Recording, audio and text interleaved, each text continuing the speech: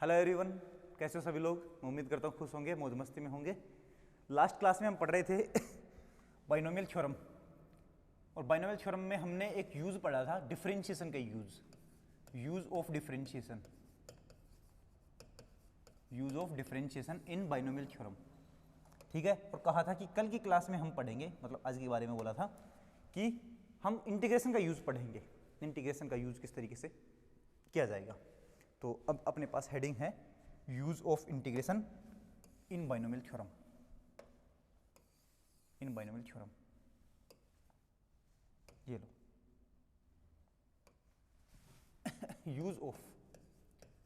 Use of integration.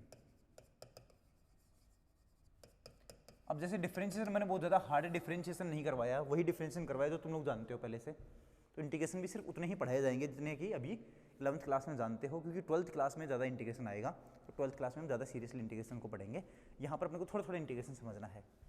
अब differentiation जब हम करते हैं तो उसमें लिमिट की ज़रूरत नहीं पड़ती अपने को, कोई भी लिमिट लगा दो, नहीं लिमिट की ज़रूरत नहीं पड़ती है कि लिमिट लगाना है कि नहीं लगाना। लेकिन इंटीग्रेशन करते हैं कहीं पर ऐसे F of x D x, तो यहाँ पर इंटीग्रेशन एक्स की लिमिट लगती है ए से लेकर के बी तक। ऐसे डेफिनेट इंटीग्रेशन के अंदर ऐसे लिमिट लगाते हैं हम, तो अब लिमिट का थोड़ा ध्यान रखेंगे।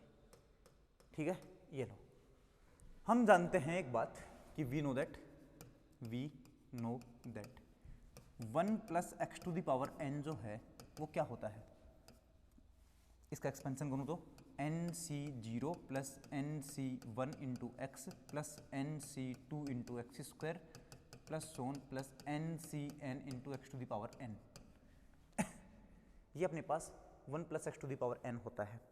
अगर हम इसमें इसका एक बार डिफरेंशिएशन करें एक्स के रेस्पेक्ट में और फिर एक्स इक्वल टू 1 पुट कर दें, तो यहाँ पर तो ये 0 हो जाएगा, यहाँ पर एक्स की जगह मतलब ये एक्स का डिफरेंशिएशन हो जाएगा, तो एन सी वन बचेगा, फिर एन सी टू बचेगा, यहाँ पर 2 रहेगा, यहाँ पर 3 रहेगा, यहाँ पर 4 रहेगा, यहाँ पर 5 रहेगा, यहाँ पर एन रहेगा।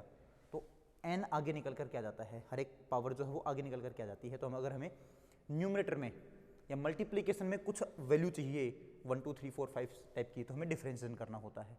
और अगर अपोन में हमें 1 2 3 4 5 टाइप की वैल्यू चाहिए तो हमें इंटीग्रेशन करना होता है। वो समझ में आ जाएगा अभी।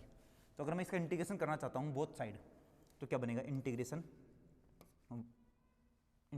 कहाँ से 1 plus X to the power N का इंटीग्रेशन करना है एक्स के रेस्पेक्ट में। सही है, और लिमिट लगाते हैं हम 0 से 1। तो यहाँ पर मैं एक अलग से बात लिख देता हूँ कि all terms are with positive sign. सारी सारी टर्म कैसी हैं, पॉजिटिव साइन के साथ हैं, तो हमें इंटीग्रेशन करना पड़ेगा 0 से लेकर के 1 तक, ये इंटीग्रेशन करना है। और terms are alternate, are in alternate form. Terms अगर अल्टरनेट फॉर्म में है तो हमें इंटीग्रेशन -1 से 0 करना पड़ेगा। सही है, लिमिट लगाने के लिए सारी टर्म्स अगर पॉजिटिव हैं अगर अपने पास क्वेश्चन में, तो हमें लिमिट 0 से 1 करनी है। और अगर टर्म्स अपने पास अल्टरनेट है तो -1 से 0 तक अपने को इंटीग्रेशन करना है। तो मैंने अब इंटीग्रेशन कहाँ पर किया, 0 से लेकर के 1 तक, इस 1 प्लस एक्स पावर एन का dx के रेस्पेक्ट में। इधर भी क्या बनेगा, इंटीग्रेशन 0 से लेकर के 1 N C zero into D X plus integration 0 से 1 N C one into X into D X plus integration 0 से 1 N C two into X square into D X plus so on plus last में integration 0 to 1 N C N into X to the power N D X. ये बनेगा। Okay, इधर अपने पास value क्या बनेगी, integration क्या होता है, जैसे अपने पास एक्स की पावर एन का इंटीग्रेशन क्या होता है, ये होता है X to the power N, तो पावर तो थी वो एक और बढ़ जाएगी n+1, और उतनी ही पावर नीचे आ जाती है n+1। ये बनता है कि नहीं बनता। जैसे कांस्टेंट का इंटीग्रेशन होता है एक्स का कांस्टेंट सॉरी एक्स का इंटीग्रेशन होता है x square upon 2 x square का इंटीग्रेशन होता है एक्स क्यूब अपॉन 3। एक पावर बढ़ेगी और उतनी ही पावर और उतनी जो पावर बढ़ी है उतनी ही वैल्यू नीचे आ जाएगी। सही है, ये अपने पास इंटीग्रेशन की वैल्यू होती है। तो हमें यहाँ से लिखना है 1 plus X to the power N का इंटीग्रेशन क्या बनेगा, 1 plus X to the power N plus 1 upon n+1। Upper limit है 1 और लोअर लिमिट है 0 इक्वल टू, यहाँ पर एन सी जीरो तो कांस्टेंट है इंटू 1 था, 1 का इंटीग्रेशन क्या बन जाएगा x, ये लगा 0 से 1 plus N C one into X का इंटीग्रेशन क्या बनेगा एक्स स्क्वायर अपॉन 2, और ये बन गया है 0 से 1 प्लस यहाँ पर NC2 तो बाहर आ गया और एक्स स्क्वायर का इंटीग्रेशन बनेगा एक्स क्यूब 0 से लेकर के 1 और उसके बाद प्लस सोन प्लस ये NCN बाहर into X to the power n+1 integration बनेगा और अपोन में भी क्या बनेगा n+1, यहाँ पर भी अपोन में क्या बनेगा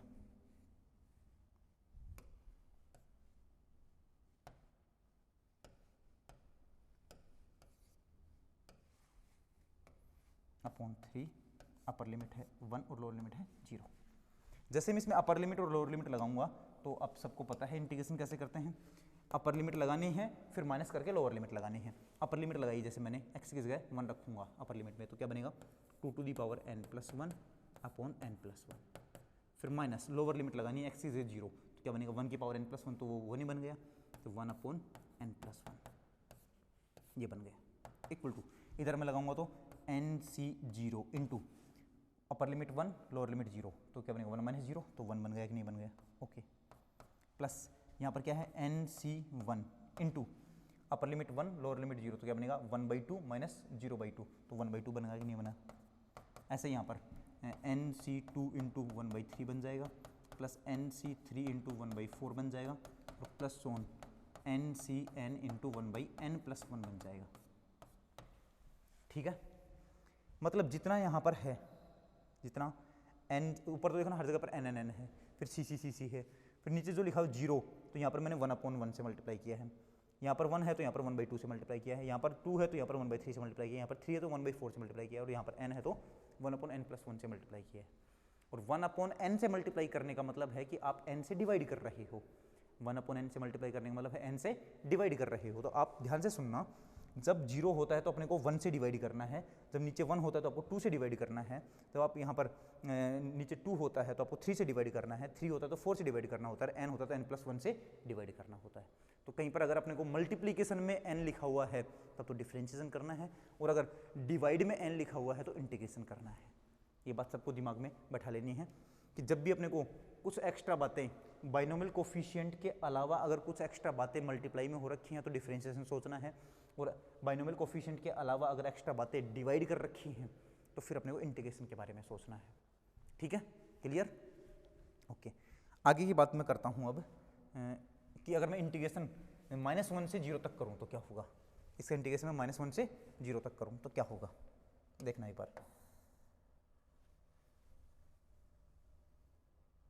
इंटीग्रेशन की लिमिट लगानी है -1 से 0 फॉर इंटीग्रेशन -1 से 0 वाले के लिए।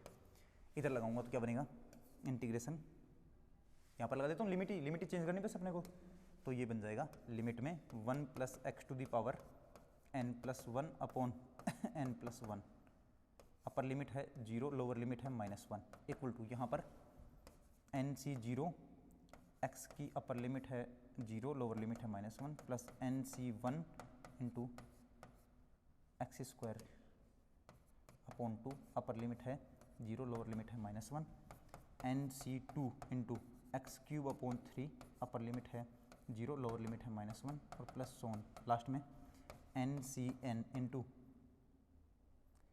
x to the power n+1 upon n+1 upper limit है 0 और लोअर लिमिट है -1। ठीक है, अब ये लगाना है अपने को, इसमें रखो अपर लिमिट रखूंगा तो क्या बन जाएगा x की जगह 0 तो ये बन जाएगा 1 की पावर n+1 जो 1 ही बन गया तो 1 अपॉन n+1। लोअर लिमिट लिखूंगा x की जगह तो x की जगह -1 लिखूंगा तो 1 - 1 0 तो 0 की पावर n+1 करने पर 0 अपॉन n+1 भी क्या होगा 0 तो ये बन गया -0 इक्वल टू इधर क्या बनेगा अपर लिमिट तो 0 है ठीक है माइनस फिर लोअर लिमिट रखनी है -1 तो क्या बनेगा NC0 इंटू 0 माइनस -1 सही है 0 लिखा x की जगह फिर माइनस फिर लोअर लिमिट रखी तो -1 ठीक है प्लस NC1 इंटू लगाओ upper limit 0 minus lower limit ना ये माइनस लगा दिया और लोअर लिमिट रखूंगा तो क्या बनेगा -1 की पावर 2 तो 1 बन गया तो वो 1/2 बन गया plus NC2 into upper limit 0 minus lower limit क्या है -1 की पावर 3 कितना होता है -1 ही होता है तो क्या बन जाएगा -1/3 प्लस सोन यहाँ पर बन गया NCN into 0 minus lower limit लगानी है तो क्या बनेगा -1 की पावर n+1 अपॉन n+1 सही है। अब देखना एक बार क्या बन गया है ये, इधर तो बन गया है 1/n+1, सिर्फ यही बना है, इक्वल टू ये माइनस माइनस प्लस, तो ये बन गया NC0, ये क्या बनेगा 0 माइनस तो माइनस बन गया, तो माइनस NC1 इंटू 1/2, फिर माइनस माइनस प्लस हो गया तो NC2 इंटू 1/3, फिर माइनस, फिर प्लस, प्लस माइनस और लास्ट में ये बन गया है NCn इंटू माइनस की पावर n इंटू -1, और ये बन गया +1, तो ये बन गया -1 की पावर n/n+1। ये बना कि नहीं बना? अब चेक करो, जो मैंने ऊपर लिख दिया और ये लिख दिया, इन दोनों में क्या डिफरेंस है? देखना इधर, अगर हमारे पास सारे के सारे बाइनोमियल कोफिशिएंट में 1/2, 1/3, 1/4, 1/n ऐसे मल्टीप्लाई कर रखा हो, मतलब अपॉन में अपॉन में 1 2 3 4 5 ऐसे लगा रखा हो, अपॉन में मतलब डिवाइड कर रखा हो 1 2 3 से सारे सारे बाइनोमियल कोफिशिएंट को, और सबको ऐड कर रखा हो, ऐड करने पर तो ये वैल्यू मिलेगी। सही है, सबको ऐड कर रखा हो, सबके बीच में प्लस लगा रखा है तो ये मिलेगा।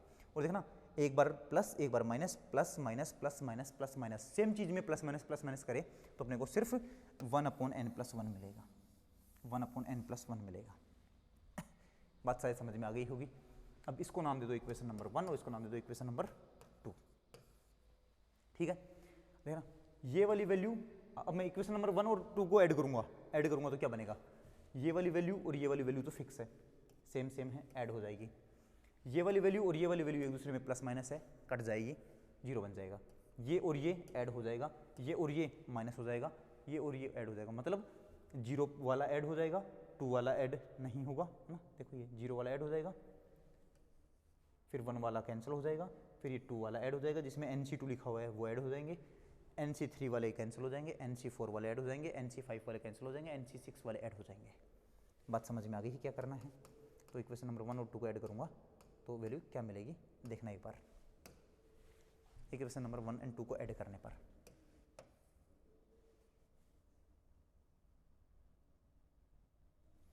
इक्वेशन 1 + 2 करना है,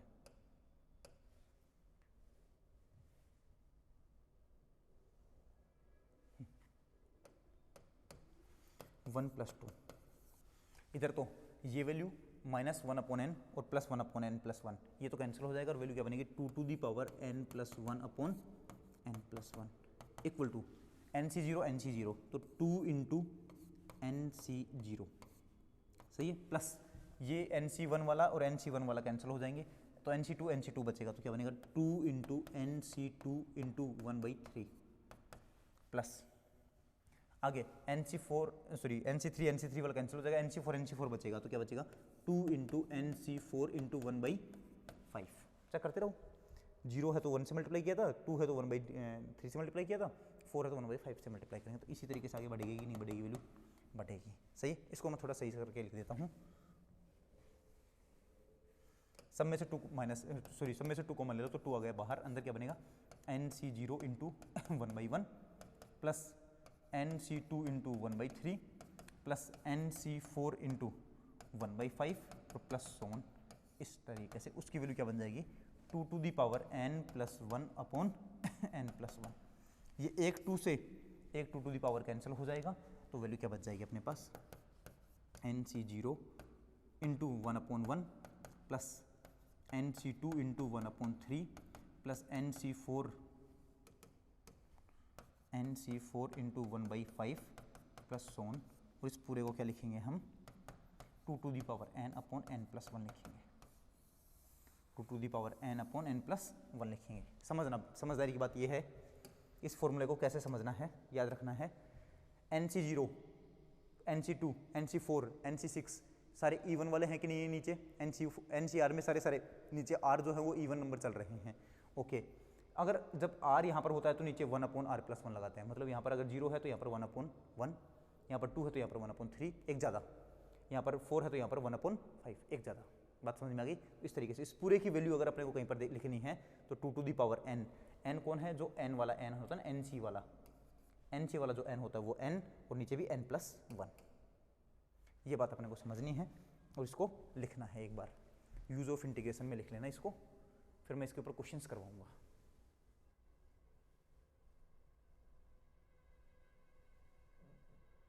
लिख लो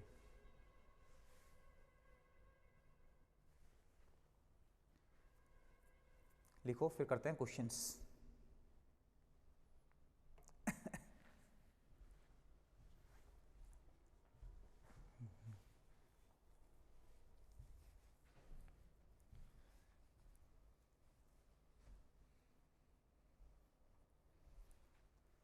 लिख लिया यहाँ तक? इसका स्क्रीनशॉट करो फिर।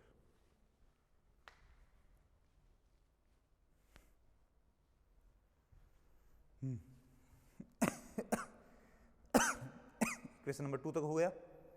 इक्वेशन नंबर 1 और 2 को ऐड करने पर ये वैल्यू आती है, ये भी लिख लो।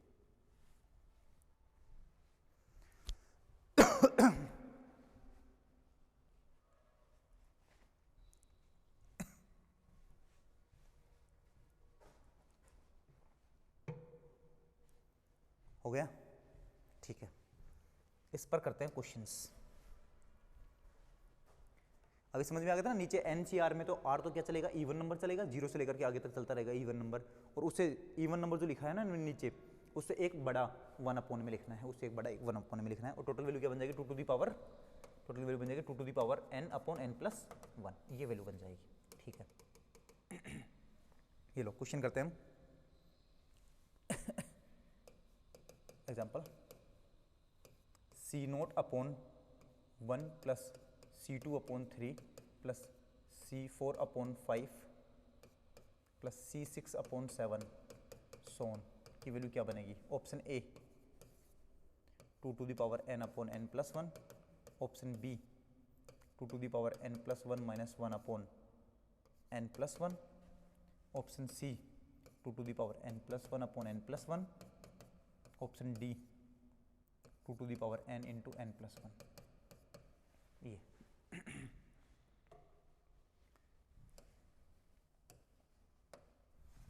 सॉल्यूशन में सबसे पहले तो ये जो लिखा हो उसको थोड़े ध्यान से लिखो।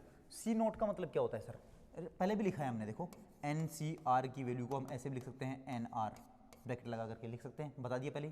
तो इसी को हम ये भी लिख सकते हैं कि n बार बार क्या लिखना है अपने को, तो CR भी लिख सकते हो, CR सीधा ही। तो CR क्या होता है, NCR ही होता है। तो C0 क्या है, NC0 है ये। तो यहाँ पर लिख देता हूँ मैं C0/1 + C2/3 + C4/5 + C6/7 + सोन। ये सब वैल्यू क्या है अपने पास।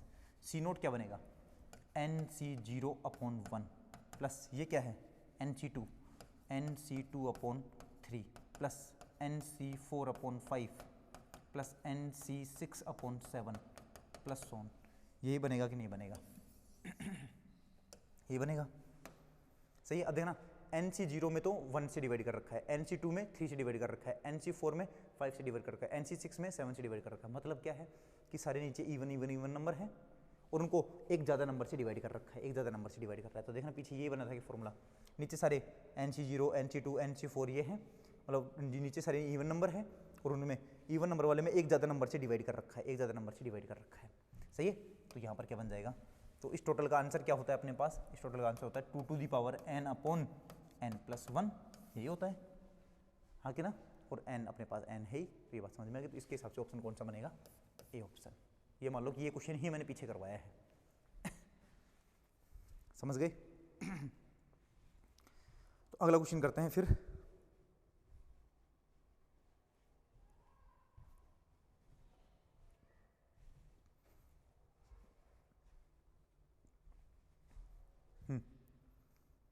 लिख लिया,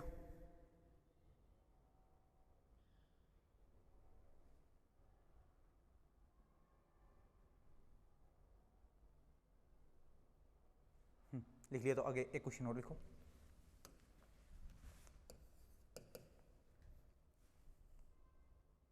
ये लो, इफ जेई में आया हुआ है if an equal to summation r equal to 0 to n 1/NCR, then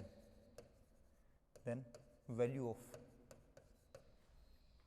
of summation r equal to 0 to n r/NCR की वैल्यू क्या बनेगी। ऑप्शन ए जो है वो है 2 × an, option B n × an, option C 2/an और option D n into A N upon 2, और ये है IIT JEE, मतलब पहले के ज़माने का एडवांस।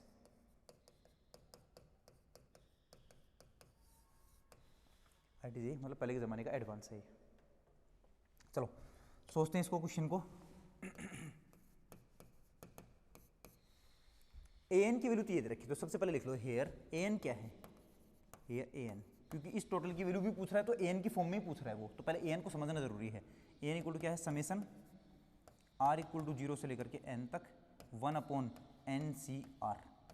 तो an की वैल्यू बन गई है अपने पास। अब ओपन करूँगा तो r इक्वल टू 0 लिखना पड़ेगा, 1 2 3 4 n तक लिखना है, तो क्या बनेगा 1 upon NC0 plus 1 upon NC1 plus 1 upon NC2 plus so on 1 upon NCN।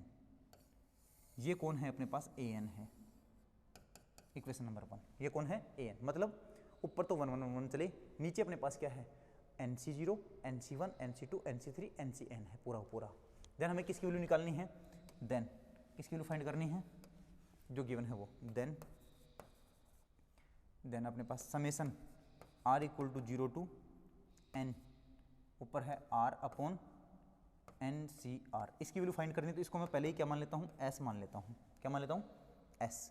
तो बताना s की वैल्यू क्या बन जाएगी, s इक्वल टू r को मैं ओपन करूँगा, r इक्वल टू 0 2 3 0 1 2 3 4 5 ऐसे लिखूँगा तो क्या बनेगा, 0 सबसे पहले 0 0 upon NC0 plus 1 upon NC1 plus 2 upon NC2 plus so on n upon NCN। ये समझ में आया है कि नहीं आया है, आ गई बात, पक्का। अब इसी को मैं क्या करूं, इसी को मैं उल्टा करके लिख सकता हूं क्या, उल्टा करके कैसे, मतलब यहां पर तो 0 है और ये मैं लिख दूं NCN 1 upon NC2 1 upon NC3 ऐसे लिख दूं, या फिर मैं यहां से पीछे से लिखना स्टार्ट कर देता हूं, इसको पीछे से लिखना स्टार्ट कर देता हूं। तो देखना एक बार वैल्यू क्या बनेगी, मैं पीछे से लिखना स्टार्ट कर रहा हूं इसको रिवर्स करके। देन s की वैल्यू क्या बन जाएगी, यहाँ से लिखना स्टार्ट कर रहा हूँ n अपॉन NCN प्लस उसके बाद जस्ट पीछे क्या होगा n minus 1 upon NCN minus 1, ठीक है, प्लस उसके बाद जो कुछ बनेगा वो, और लास्ट में ये वाली वैल्यू क्या लिखी जाएगी 2 upon NC2 plus 1 upon NC1 और प्लस 0 अपॉन NC0। सही। अब इसमें मैं कुछ चेंजेस करता हूँ, जैसे s इक्वल टू ये n अपॉन NCN को क्या लिख सकता हूँ मैं, NC0 लिख सकता हूँ, नहीं लिख सकता, NCR ना, NCR को क्या लिख सकता हूँ, NCN माइनस R, NCR को NC और N माइनस R लिख सकता हूँ, तो ये लिखा जाएगा यहाँ पर। NCN को NC0 लिख सकता हूँ, प्लस ऊपर है N माइनस 1 अपॉन, इसको NC1 लिख सकता हूँ, प्लस ऐसे ही अपने पास चलेगा, और लास्ट में ये 2 upon NCN minus 2 plus 1 upon NCN minus 1 और प्लस 0 अपॉन NCN। ये है इक्वेशन नंबर, ये इक्वेशन नंबर 2 है, और ये है इक्वेशन नंबर 3। 2 और 3 को ऐड कर दो तो अपने को ऐसा ऐसा कुछ मिल जाएगा, 2 और 3 को ऐड कर दो। क्वेश्चन नंबर इक्वेशन नंबर 2 और 3 को ऐड करना है, 2 प्लस 3 लेफ्ट में क्या बन जाएगा, s plus s 2s equal to, इधर देखना 0 अपॉन NC0, इधर है n अपॉन NC0, NC0 नीचे वाला सेम है तो ऊपर वाला ऐड हो जाएगा, तो क्या बनेगा 0 प्लस n बन जाएगा, अपॉन नीचे NC0 प्लस ये ऊपर 1 है, नीचे ऊपर है n माइनस 1, नीचे NC1 नीचे है NC1, तो नीचे जा गया NC1 और ऊपर बन जाएगा 1 प्लस n माइनस 1, तो क्या बनेगा n। ऐसे ही n अपॉन NC2, ऐसे ही n अपॉन NC3 और प्लस सोन लास्ट में n अपॉन NCN। समझ में आएगा नहीं आए, n ले ले कॉमन, तो क्या बन जाएगा 2s इक्वल टू n सब में से कॉमन लेकर के बाहर निकाल दिया, अंदर क्या बचेगा 1 upon NC0 plus 1 upon NC1 plus 1 upon NC2 plus so on plus 1 upon NCN। सही है। और यही क्या हुआ करता था इक्वेशन नंबर 1 में, देखो यही अपने पास an हुआ करता था, इक्वेशन नंबर 1 में देखो यही क्या था, an था, तो रख दो इसकी वैल्यू। तो ये बन गया 2s equal to n into ये पूरा क्या था, an था, an। सही है। हमें किसकी वैल्यू निकालनी थी सर, हमें तो s की वैल्यू निकालनी थी, ये h ही तो माना था हमने, इस पूरे की वैल्यू निकालनी थी, और ये क्या माना था हमने s, तो हमें तो s की वैल्यू निकालनी है, तो s की वैल्यू यहाँ से निकाल दो। s की वैल्यू क्या आ जाएगी बता ना, ये बनेगा s इक्वल टू 2 से डिवाइड करेंगे तो क्या बनेगा n into A N upon two, n into A N upon two, n into A N upon two, ये बनेगा अपने पास s। क्या बनेगा s। यही अपने को फाइंड करना था, तो चेक कर लो ऊपर कौन सा ऑप्शन बन रहा है, n into A N upon to वाला, n into A N upon to वाला, n into A N upon to वाला, तो ऑप्शन कौन सा है, D. Option D is correct. लिख लो एक बार इसको।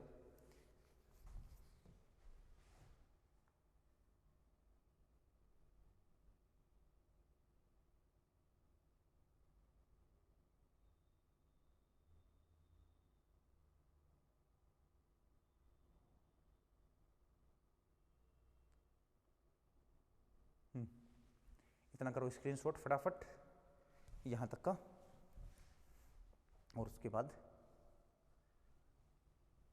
ये लिखना है, ये लिखना है।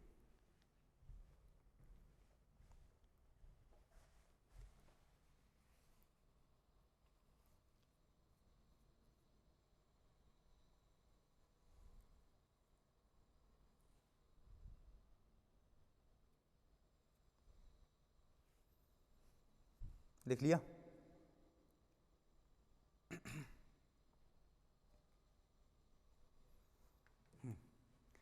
तो ये हो गई अपने पास प्रॉपर्टी नंबर 6 तक ना। प्रॉपर्टी नंबर जो 6 पढ़ी थी हमने, उसके अंदर हमने डिफरेंशिएशन का यूज पढ़ा है और इंटीग्रेशन का यूज भी पढ़ा है। अब हम आगे की प्रॉपर्टीज की तरफ चलते हैं। अब नेक्स्ट प्रॉपर्टी है property number 7। Property number 7,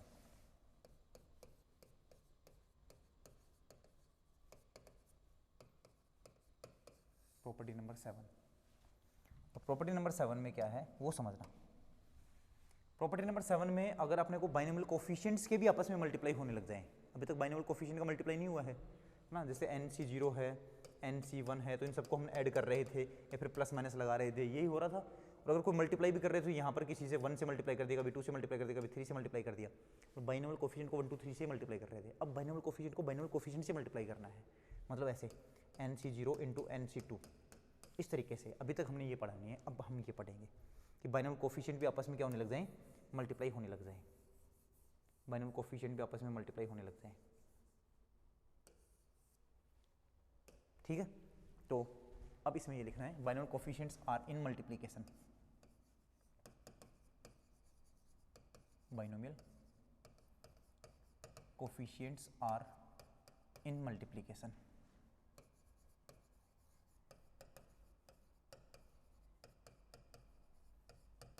are in multiplication.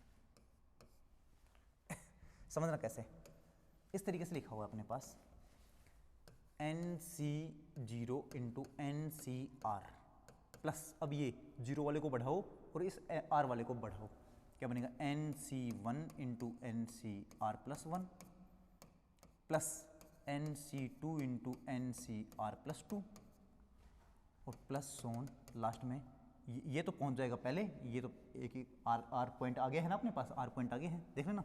इन दोनों में, इन दोनों को ऐड करने पर R आ रहा है, इन दोनों को ऐड करने पर R प्लस 1 आ रहा है। लेकिन अगर इसमें से आप ये माइनस करते हैं तो R बचेगा कि नहीं बचेगा, इसमें से आप 0 माइनस करते हैं तो R बचेगा, इसमें से आप ये माइनस करते हैं तो R बचेगा। समझ में आएगा नहीं आया, तो इन दोनों के बीच में, इन दोनों के बीच में R का डिफरेंस है, इन दोनों के नीचे नीचे वालों के बीच में R का डिफरेंस है, इन दोनों के बीच में R का डिफरेंस है। तो ये आगे वाला जो है वो पहले पहुंच जाएगा, तो क्या वैल्यू बनेगा NCN इंटू बाहर NC, यहाँ पर क्या लिखूँ, इन दोनों के बीच में R का डिफरेंस रहे, N माइनस R लिखना पड़ेगा कि नहीं लिखना पड़ेगा, N माइनस R। चेक करो, दोनों के बीच में R का डिफरेंस होना चाहिए। इसके अंदर मैं R बढ़ा दूँ तो ये बन जाना चाहिए, सही है कि नहीं है। हाँ, इसमें R बढ़ाने पर ये बन जाएगा, इसमें R बढ़ाने पर ये बन जाता है, इसमें R बढ़ाने पर ये, इसमें R बढ़ाने पर ये, सही। तो इसकी वैल्यू अपने पास क्या बनेगी, ये अपने को प्रॉपर्टी नंबर 7 है, प्रॉपर्टी नंबर 7 है। तो यहाँ पर इंपॉर्टेंट बात है वो समझना, यहाँ पर याद रखना है, थिंग्स टू रिमाइंडर, या फिर लिख लेना, याद रखना है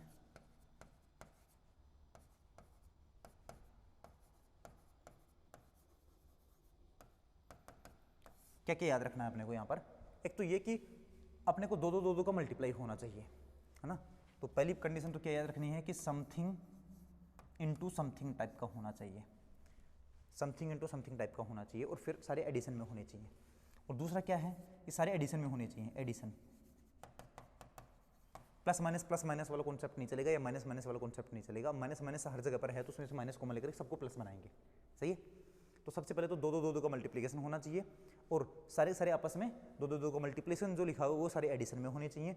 और तीसरा जो है वो ऑल टर्म्स आनी चाहिए, ऑल टर्म्स आनी चाहिए। ऐसे नहीं कि दो चार टर्म छोड़ दी इसमें से क्या फ़र्क पड़ता है, ऐसा नहीं। सारी टर्म्स आनी चाहिए जो बन सकती हैं सारी, और सारी टर्म्स का मतलब दो का मल्टीप्लाई करना है और सबको ऐड करना है, और सारी टर्म्स आनी चाहिए। और कोई कम पड़ गई है तो फिर फॉर्मूला दिक्कत कर देगा अपने पास, हाँ कि ना, समझ गए। तब हम क्या करते हैं, तब हम करते हैं ऊपर वाले जो अपर सफिक्स हैं उनको ऐड करके कांस्टेंट होना चाहिए। अपर सफिक्स को ऐड कर अपर सफिक्स का एडिशन कांस्टेंट हो, एंड लोअर सफिक्स का एडिशन भी कांस्टेंट हो। समझ गए। ऊपर वाले जैसे ये n प्लस एन जो है वो क्या है 2n, ये भी क्या है 2n, ये क्या है 2n। हर एक टर्म में अपर सफिक्स का जो एडिशन है वो 2n है कि नहीं, तो हर एक टर्म में कांस्टेंट आएगा नहीं आएगा 2n। लेकिन नीचे वाले में देखो, दोनों को ऐड करने पर क्या आ रहा है r, दोनों को ऐड करने पर क्या आ रहा है r+2, दोनों को ऐड करने पर क्या आ रहा है r+4, तो ये तो बढ़ रहा है, नीचे फिक्स थोड़ी ना है।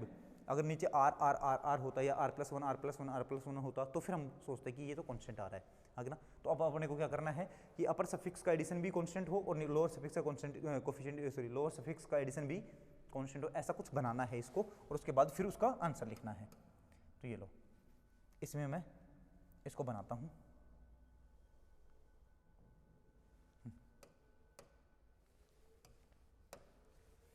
इसको बनाता हूँ यहाँ पर कैसे, इसको तो मैं NC लिख देता हूँ, NCN लिख दूँ इसको, NCN, इसको मैं NCN-1 लिख देता हूँ फिर, सही है।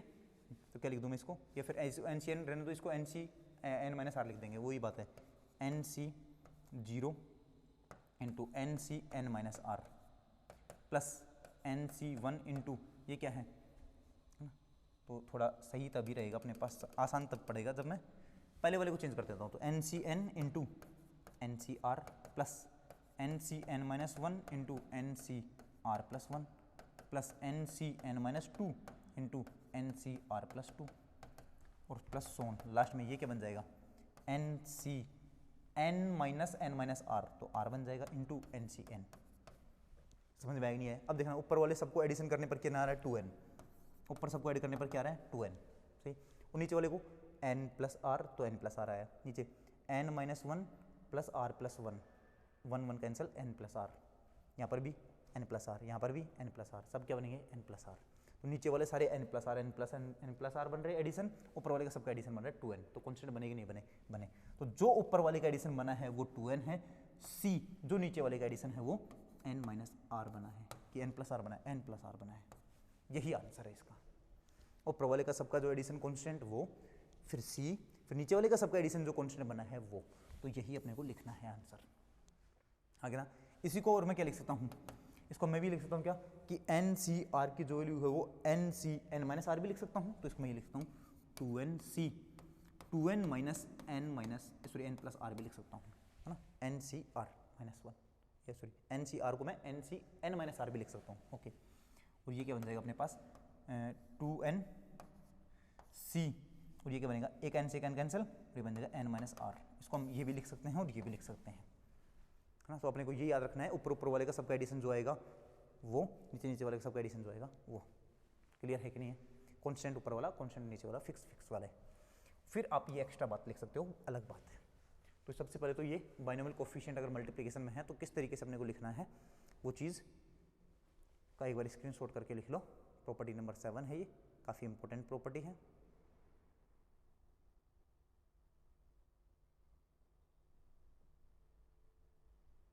ये लो, लिखो, इसका स्क्रीनशॉट कर लो। फिर करते हैं इसके ऊपर क्वेश्चंस करते हैं। चलो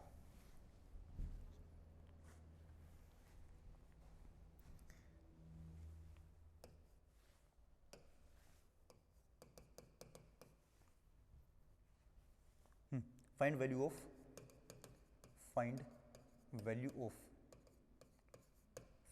of 2C0 into 2C0 plus 2C1 into 2C1 plus 2C2 into 2C2। इसकी वैल्यू फाइंड करनी है अपने को, इसकी वैल्यू फाइंड करनी है। अब देखो दो दो मल्टीप्लिकेशन में है कि नहीं है, दो दो बाइनोमियल कोफिशिएंट मल्टीप्लिकेशन में है और सारे एडिशन में है, और सारे हैं कि नहीं है वो भी चेक कर लेते हैं। अब देखना सारे हैं कि नहीं है, उसका मतलब क्या है कि आप NC0 से पीछे जा सकते हो क्या? नहीं, NC नेगेटिव में आ जाएगा, वो नहीं जा सकते। ये भी NC0 से नेगेटिव जा सकता है क्या? नहीं जा सकता। तो पीछे से तो अपने पास सारे लिखे हुए आ रहे हैं, आगे NC2 से आगे NC3 आता है वो लिख नहीं सकते, और NC3 आता है वो लिख नहीं सकते। तो इसका मतलब मैक्सिमम अपने पास ये लिख सकते हैं क्या? नहीं लिख सकते, जो लिखा हुआ है सामने बिल्कुल यही लिख सकते हैं। तो बताओ NC नहीं 2C0 into 2C0 plus 2C1 into 2C1 plus 2C2 into 2C2। दो दो मल्टीप्लिकेशन में है, एडिशन लिखा हुआ है सबके बीच में, ओके। और जितनी टर्म बननी थी वो सारी बन गई हैं, ओके। उसके बाद क्या करना है? उसके बाद करना है कि ऊपर वाली टर्म्स का एडिशन चेक करो। इन दोनों का एडिशन 2, इन दोनों का एडिशन 2, इन दोनों का एडिशन 2, सॉरी इन दोनों का एडिशन 4, 4 और 4। ऊपर तो आ गया 4 फिक्स, ठीक है। नीचे दोनों का एडिशन 0, दोनों का एडिशन 2, दोनों का एडिशन 4, चेंज हो गया। 0 एक बार 2, एक बार 4, चेंज हो गया। चेंज हो गया, इसका मतलब अपने को सेम बनाना पड़ेगा, है ना। तो हम क्या करें, शुरू वाले को बदल दो, 2C0 को मैं 2C2 लिख दूँ क्या? लिख सकता हूँ। और ये सेकंड वाले को एज इट इज रहने दो, प्लस इसको बदल दो पहले वाले को, तो 2C1 को 2C1 ही रहना इंटू ये क्या बनेगा 2C1 प्लस ये क्या बनेगा, शुरू वाले को बदल दो, 2C0 लिख सकता हूँ इसको, और 2C2 तो 2C2 ही रहेगा। अब चेक करो, दो दो का मल्टीप्लिकेशन है, बीच में एडिशन लगा हुआ है, सारे लिखे हुए हैं, क्योंकि इससे पीछे जाओगे तो है ना, देखो 2C2 है, फिर 2C1, फिर 2C2, इससे आगे नहीं जा सकते, इससे पीछे नहीं जा सकते। 2C0, 2C1, 2C2, इससे आगे नहीं जा सकते, इससे पीछे नहीं जा सकते, सारे लिखे हुए हैं।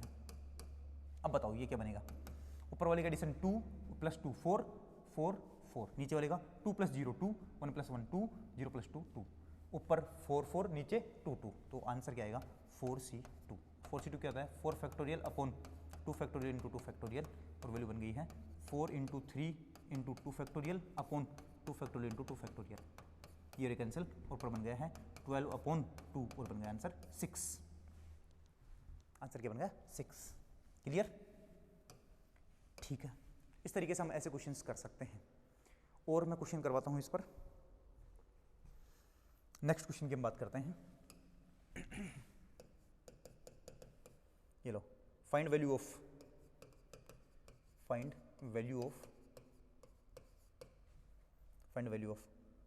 5C3 into 6C1 plus 5C2 into 6C2 plus 5C1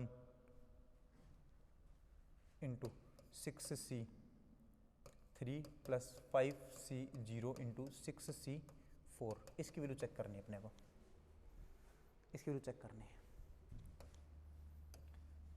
तो वैल्यू बनेगी यहाँ पर देखना एक बार ऊपर वालों का, पहले देखो दो दो का मल्टीप्लिकेशन है क्या? हाँ, दो दो का मल्टीप्लिकेशन है, दो दो का मल्टीप्लिकेशन है, दो दो का मल्टीप्लिकेशन है। सबके बीच में एडिशन है क्या? बिल्कुल एडिशन है। इससे टर्म्स ज़्यादा लिखी जा सकती हैं कि कम लिखी जा सकती हैं, ऐसा कुछ कर सकते हैं कि अपने पास देखना एक बार। 5C3, फिर उसके बाद 2, उसके बाद 1, और उसके बाद 0। अब 0 से आगे तो जा नहीं सकते, तो इधर की साइड तो लिख नहीं सकते, ठीक है। इधर से देखना 4 3 2 1, एक 0 भी लिख सकते हैं क्या? लिख सकते हैं। और इधर इसके पास भी एक पॉसिबिलिटी है कि 5C4 भी लिख सकते हैं कि नहीं लिख सकते, इधर लिख सकते हैं। तो अपने पास कुछ कम पड़ रहा है अभी, है ना, जो फॉर्मूला बनाने के लिए कुछ कम पड़ रहा है अपने पास, तो वो बनाना है सबसे पहले। तो मैं लिखूंगा यहाँ पर here 5C3 into 6C1 plus 5C2 into 6C2 plus 5C1 into 6C3 plus 5C0 into 6C4। इससे आगे बढ़ नहीं सकते, इससे पीछे देखना एक बार। 4 है, 3 है, 2 है, 1 है, तो आगे क्या आना चाहिए 0, तो ये 6C 0 बना सकते हैं। ओके, इधर है 0 1 2 3, तो यहाँ पे क्या लगा सकते हैं 4, तो 5C 4 लगा सकते हो। कोई बोलेगा सर एक काम और कर सकते हैं, जैसे 0 1 2 3 4 लगा रहे हो तो यहाँ से 5C 5 भी लगा सकते हो इनटू, लेकिन ये क्या बनना होगा फिर 4 3 2 1 0 के बाद -1 लगाना पड़ेगा, तो 6C -1, ये काम करता नहीं है। तो इस वजह से हम यहाँ तक पर ही हमें रुकना पड़ेगा,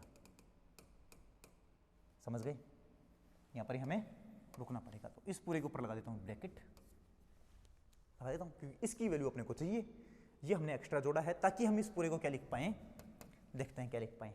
ऊपर वाले का एडिशन बताना 5 + 6 11 11 11 11 11, ठीक है। नीचे वाले का एडिशन बताना 4 + 0 4 3 + 1 4 2 + 2 4 1 + 3 4 0 + 4 4, नीचे वाला 4 आ रहा है, ऊपर वाला 11 आ रहा है। तो टोटल वैल्यू को, इस पूरी वैल्यू को क्या लिख सकता हूँ मैं, यहाँ से लेकर के लास्ट तक क्या लिख सकता हूँ 11C 4 लिख सकता हूँ, 11C 4 लिख सकता हूँ। लेकिन अपने को चाहिए बस इतना ही, अपने को चाहिए इतना ही, तो जितना चाहिए उसी का आंसर निकालना है। 5C 3 × 6C 1 + 5C 2 × 6C 2 + 5C 3 × 6C 3, 5C 1 है ये, + 5C 0 × 6C 4, इसकी वैल्यू अपने को चाहिए। तो उधर क्या बनेगा 11C 4 माइनस ये उठ करके उधर जाएगा, तो क्या बनेगा 5C 4 × 6C 0, वैल्यू क्या बनेगी 11C 4, 11C 4 की वैल्यू खुद फाइंड कर लेना, माइनस 5C 4 कितना होता है 5 होता है, इंटू 6C 0 कितना होता है 1 होता है, सही कि नहीं, ये बन गया 11C 4 - 5, ये इसका आंसर है। बात समझ में आएगी नहीं आई, आ गई, तो ये भी लिख लेना। इस तरीके के क्वेश्चन हम कर सकते हैं। तो मैं 1-2 एग्जाम्पल लिख देता हूँ, उनको करके आना घर से। मैं एक क्वेश्चन दे देता हूँ होमवर्क के लिए, उसको करना है। क्वेश्चन है अपने पास S = NC0 की पावर 2 + NC1 की पावर 2 + NC2 की पावर 2 + NCN की पावर 2, उस पूरे का आंसर निकालना है।